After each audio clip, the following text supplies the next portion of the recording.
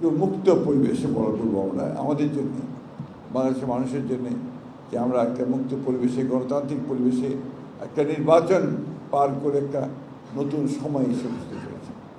এই সময়টা আমাদেরকে একটা নতুন সুযোগ সৃষ্টি করে দিয়েছে। সেই সুযোগটি হচ্ছে যে বাংলাদেশকে সত্যিকার অর্থেই 1971 সালের যে যুদ্ধ আমরা করেছিলাম, সেই যুদ্ধের যে চেতনা ছিল, স্বপ্ন ছিল, সেগুলোকে বাস্তবায়িত করবার একটা সুযোগ এনে দিয়েছে। আমরা বাংলাদেশকে সম্পূর্ণরূপে একটা অসাম্প্রদায়িক, গণতান্ত্রিক এবং একেবারেই সাম্যের উপরে ভিত্তি করে আমরা একটা সমাজ করতে চাই, একটা রাষ্ট্র নির্মাণ করতে চাই। এটাই আমাদের লক্ষ্য।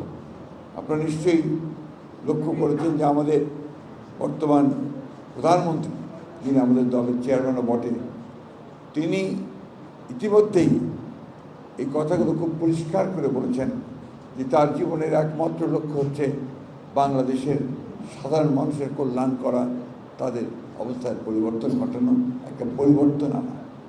এবং এটাকে সত্য কথায় পরিণত করবার জন্য তিনি প্রথম দিনে নির্বাসিত অবস্থায় থাকার পরে দেশে ফিরলেন, সেটা প্রথম যে কথা বলেছিলেন, এটা খুবই গুরুত্বপূর্ণ কথা।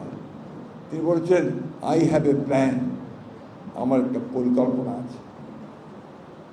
আপনার মার্টিন লুথার কিং, মার্কিন নেতা, তিনি এই ধরনের কথা বলেছিলেন যে আই হ্যাভ এ ড্রিম। আসলে তারেক রহমানের কথার মধ্য দিয়ে সেই স্বপ্নের ছোঁয়া আমরা দেখেছি, সেই স্বপ্ন আমরা দেখেছি, এবং এখন এটা স্বপ্ন নেই, বাস্তবায়িত হতে শুরু করেছে। মাত্র 47 দিনের মধ্যেই তিনি তার যে কমিটমেন্ট, সেই কমিটগুলোকে উপরে কাজ করতে শুরু করেছেন।